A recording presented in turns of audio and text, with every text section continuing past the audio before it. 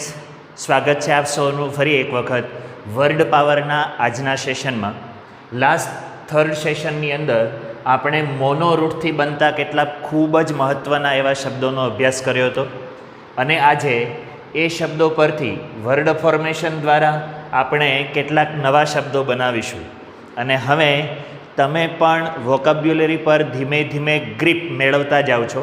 તમારા માટે કેટલીક અહીંયા ખાલી જગ્યાઓ રાખી છે અને એ ખાલી જગ્યાઓ હું તમને આસિસ્ટ કરીશ અને તમારે પૂરવાની છે. પણ આપણે એની શરૂઆત કરીએ તે પહેલાં એક સફિક્સ પણ આજે નવું આપણે શીખીશું. લાસ્ટ વિડીયો લેક્ચરની અંદર આપણે નાઉનના બે સફિક્સ શીખ્યા હતા, આઈએસએમ, ઇઝમ, આઈએસટી, ઇસ્ટ. તેવી જ રીતના બે આપણે એડજેક્ટિવના સફિક્સ પણ શીખ્યા હતા, આઈસી, એએલ, અને એક એડવર્બનું સફિક્સ પણ આપણે શીખ્યા હતા, એલવાય.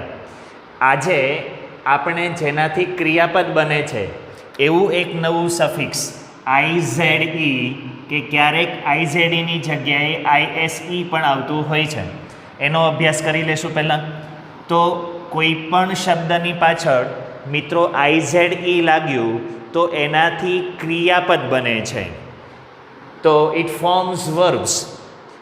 આઈઝેડઈ એ ક્રિયાપદ બનાવતું સફિક્સ છે. અર્થ શું થતો હોય છે? જે શબ્દની પાછળ આઈઝેડઈ કે આઈએસઈ લાગ્યું એનો અર્થ થશે ટુ મેક, બનાવવું, યા તો ટુ રેન્ડર, ફેરવવું, પરિવર્તન કરવું, યા તો ગુજરાતીમાં જ્યારે એનું આપણે ભાષાંતર કરશું ત્યારે કરણ એવો શબ્દ સાથે જોડાશે. જેમ કે સેન્ટ્રલાઇઝ એટલે કેન્દ્રીકરણ કરવું અને ડિસેન્ટ્રલાઇઝ તો વિકેન્દ્રીકરણ કરવું, તો કરણ કરવું. નેશનલાઇઝ રાષ્ટ્રીયકરણ કરવું, યુનિવર્સલાઇઝ વૈશ્વિકીકરણ કરવું. તો હવે તમને ધ્યાનમાં આવી ગયો હશે કે જ્યારે આપણે ભાષાંતર કરીએ ત્યારે મોટે ભાગે કરણ કરવું એવો અર્થ નીકળતો હોય છે. અહીંયા ઉદાહરણ આપણે લીધા છે. એક છે સેનિટાઈઝ. હમણાં ખૂબ ચાલતો ટ્રેન્ડિંગ શબ્દ છે. સેનિટાઈઝનો અર્થ થશે સ્વચ્છ કરવું, યા તો સ્ટેરિલાઇઝ, મતલબ કે વિષાણુઓ કીટાણુઓ રહિત બનાવવું. ગ્લોબલાઇઝ બીજો શબ્દ આપણે લીધો છે. ગ્લોબલાઇઝ એટલે વૈશ્વિકીકરણ કરવું. ગ્લોબ એટલે વિશ્વ, ગ્લોબલ એટલે વૈશ્વિક, ગ્લોબલી એટલે વૈશ્વિક રીતે, ગ્લોબલાઇઝ એટલે વૈશ્વિકીકરણ કરવું, અને ગ્લોબલાઇઝેશન એટલે વૈશ્વિકીકરણ. હવે 1 મિનિટનો સમય કાઢીને આ એક શબ્દ પરથી અલગ અલગ કેવા રૂપો બને છે તે આપણે સમજીએ. તો મૂળ શબ્દ છે ગ્લોબ. ગ્લોબનો અર્થ થાય ગોળો. પૃથ્વી પણ ગોળાકાર છે, આખી દુનિયા ગોળ છે, એટલે પૃથ્વી માટે, દુનિયા માટે પણ ગ્લોબ શબ્દ વપરાય છે. એના પરથી વિશેષણ બને છે એલ પ્રત્યય લગાવીને. એલ પ્રત્યય આપણે ગયા વખતે શીખી ગયા છે. ગ્લોબલ, ગ્લોબલનો અર્થ થઈ ગયો વૈશ્વિક. એના પરથી એડજેક્ટિવ પરથી એડવર્બ બનશે એલવાય પ્રત્યય લગાવવાથી, ગ્લોબલી એટલે વૈશ્વિક સ્તરે. એના પરથી ક્રિયાપદ બનાવી શકશું આપણે આઈઝેડઈ પ્રત્યય લગાવીને, એટલે થશે ગ્લોબલાઇઝ, વૈશ્વિકીકરણ કરવું. અને હવે એના પરથી જો આપણે નામ બનાવવું હશે તો ગ્લોબલાઇઝેશન એટલે કે વૈશ્વિકીકરણ.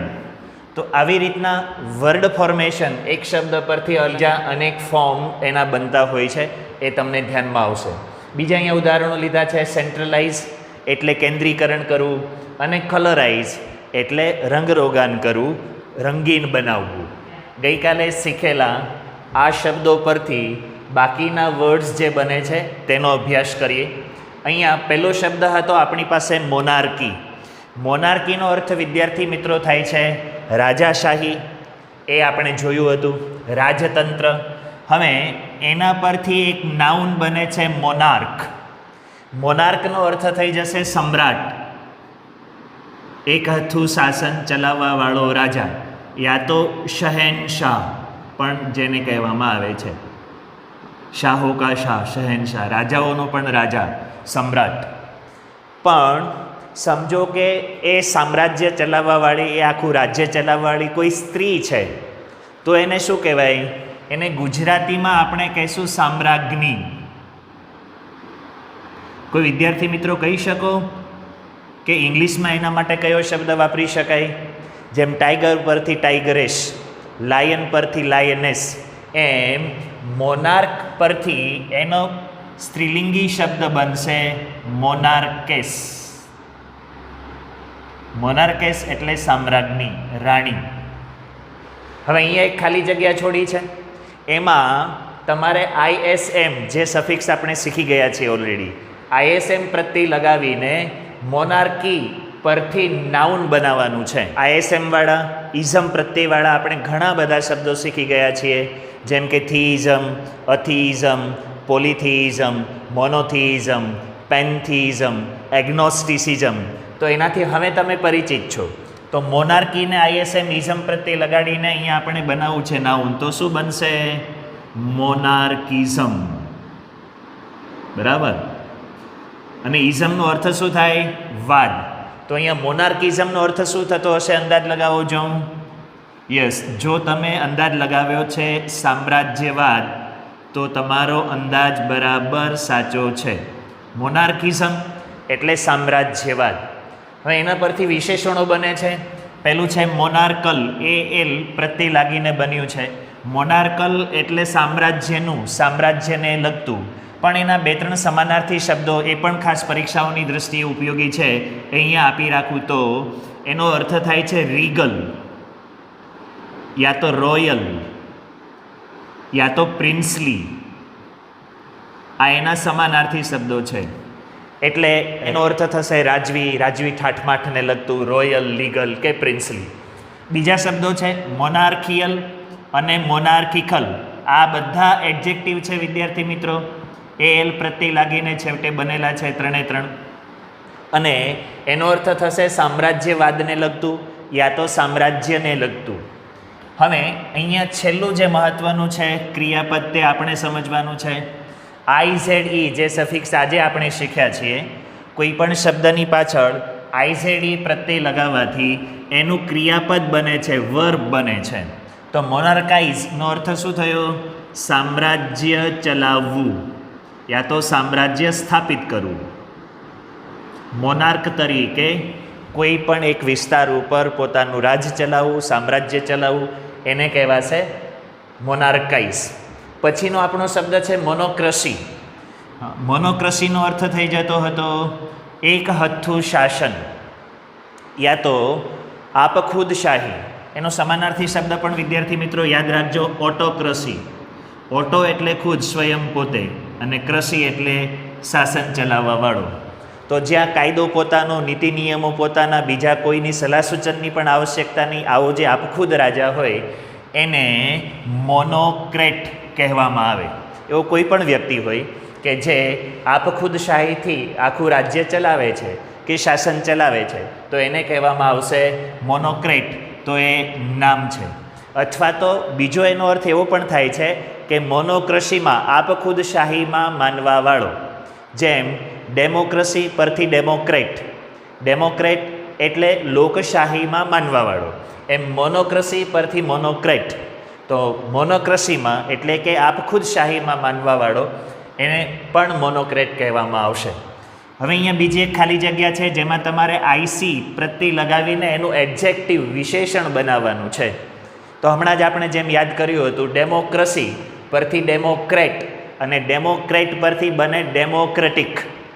ગઈકાલે જ અમેરિકાના પરિણામો આવ્યા અને એમાં ડેમોક્રેટિક પાર્ટીના બાઇડને જીત મેળવી. એટલે આ શબ્દ પણ એકદમ ટ્રેન્ડિંગ છે. ડેમોક્રસી પરથી ડેમોક્રેટિક શબ્દ બન્યો, એમ મોનોક્રસી પરથી કયો શબ્દ બનશે? મોનોક્રેટિક.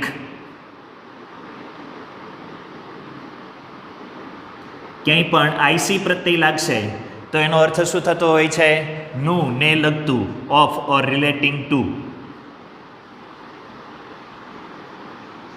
તો મોનોક્રસી, આપખુદશાહીનું, આપખુદશાહીને લગતું, તો એને કહેવામાં આવશે મોનોક્રેટિક. પછીનો શબ્દ છે મિત્રો મોનોટોનસ.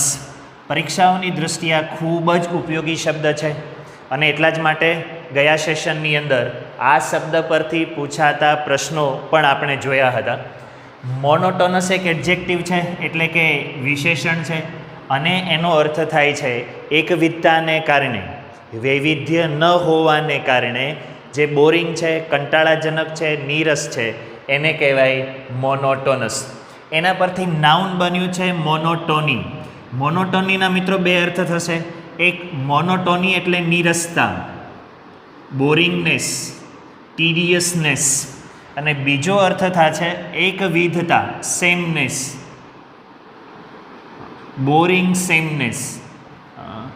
એવી એકવિધતા કે જે કંટાળાજનક હોય, વૈવિધ્ય ન હોવાને લીધે જે કંટાળાજનક હોય એવી એકવિધતા, એને મોનોટોની કહેવામાં આવશે.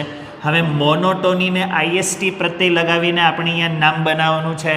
શું બનશે? મોનોટોનિસ્ટ. અર્થ શું થશે એનો? મોનોટોનિસ્ટ એટલે એકવિધ, કંટાળાજનક ગાનાર કે બોલનાર. એક જ ધારું સળંગ, એક જ લયમાં, એક જ સૂરમાં, આરોહ અવરોહ વગર જે ગાતો હોય અને જે ખૂબ કંટાળાજનક બનતું હોય, તો એવી રીતે ગાનારને કહેવાશે મોનોટોનિસ્ટ, યા તો એવું બોલનારને મોનોટોનિસ્ટ કહેવાશે. હવે અહીંયા શબ્દ છે આપણી પાસે મોનોટોન, એ પણ એક વિદ્યાર્થી મિત્રો નાઉન છે. મોનોટોનના કુલ મળીને 3 અર્થ થાય છે. એમાંનો પહેલો અર્થ છે કંટાળાજનક રીતે ગાવું કે બોલવું, તે નાઉન છે. બીજો અર્થ એનો થાય છે વિદ્યાર્થી મિત્રો કંટાળાજનક રીતે ગાનાર કે બોલનાર. એટલે અહીંયા જે અર્થ છે એ મોનોટોનિસ્ટ જેવો અર્થ થઈ ગયો, કંટાળાજનક રીતે ગાનાર કે બોલનાર. અને એનો ત્રીજો અર્થ થાય છે હેવિંગ યુનિફોર્મ કલર, એટલે એક જ પ્રકારના રંગવાળું, એક રંગીન, જેને આપણે ગુજરાતીમાં કહી શકીએ. મોનો એટલે એક, અને ટોનનો એક અર્થ કલરનો શેડ એવો પણ થાય છે. એટલા માટે જે એક જ રંગના શેડથી, એક જ રંગના ટોનથી બનેલું છે એવું, મતલબ કે એક રંગીન. પછીનો શબ્દ છે મોનોટોનાઇઝ. મોનોટોનીને IZE સફિક્સ લગાવીને અહીંયા આપણે ક્રિયાપદ બનાવ્યું છે. મોનોટોનાઇઝનો અર્થ થશે નીરસ કે કંટાળાજનક બનાવવું. મોનોપોલી હવે પછીનો શબ્દ છે. મોનોપોલીનો અર્થ શું થાય? મોનોપોલીનો અર્થ થાય છે એકાધિપત્ય. થોડો સરળ શબ્દ વાપરું તો ઈજારો. ઈજારો એટલે મોનોપોલી. કોઈ પણ એક જ માણસ, એક જ કંપનીનું આખા માર્કેટ પર કે કોઈ એક ક્ષેત્રમાં જબરું વર્ચસ્વ હોય, જબરી પકડ હોય, તો એને કહેવામાં આવશે એનો ઈજારો છે. એનું એક હાથે આધિપત્ય ચલાવે છે. એના પરથી મોનોપોલિસ્ટ નાઉન બન્યું છે. એટલે ઈજારો ચલાવનાર, એકાધિપત્ય ચલાવનાર, જેને આપણે ઇજારાદાર કહી શકશું. એકલો જ આધિપત્ય જે ચલાવતો હોય, એકલો જ વર્ચસ્વ ચલાવતો હોય, એકલાનો જ ઇજારો હોય તેવો વ્યક્તિ એટલે મોનોપોલિસ્ટ. એના પરથી ISM ઇઝમ પ્રત્યય લાગીને અહીંયા નામ બન્યું છે. એટલે ઇજારાશાહી.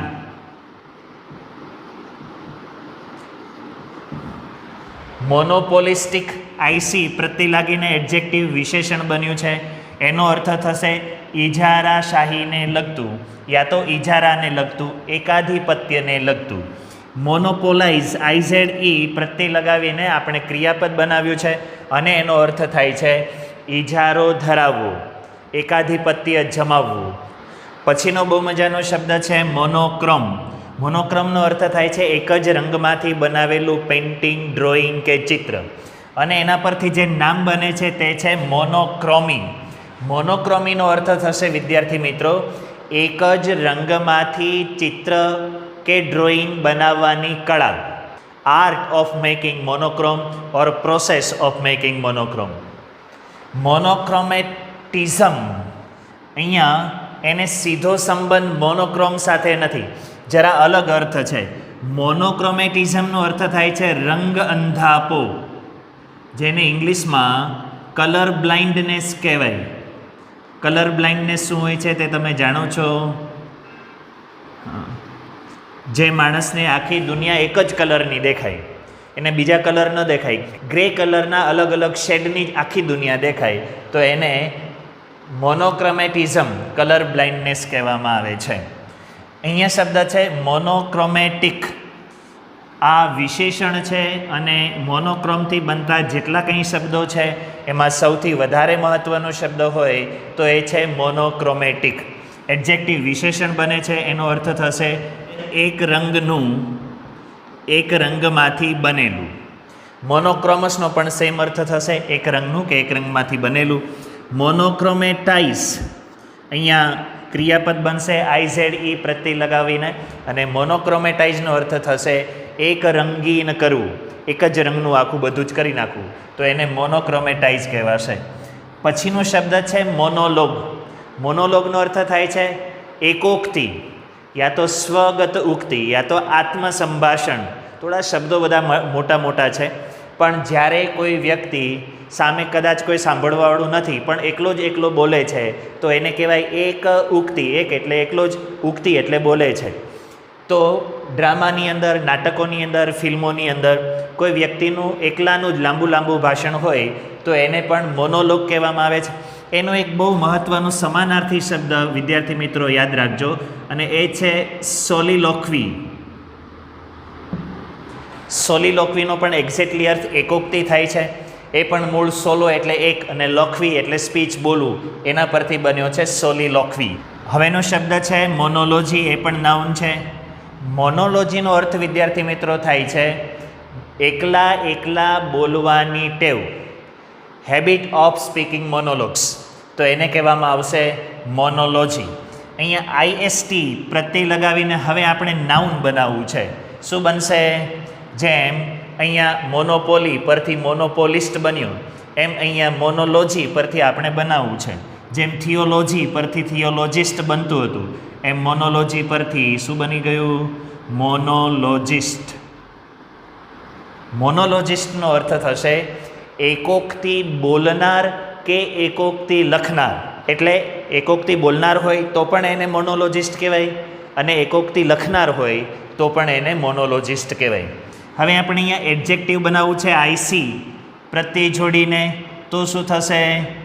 મોનોલોજિસ્ટિક. મોનોલોજિસ્ટ છે એને IC લગાવો એટલે મોનોલોજિસ્ટિક થશે. એનો અર્થ થશે મોનોલોજીને લગતું, મોનોલોગને લગતું, એકોક્તિનું કે એકોક્તિને લગતું.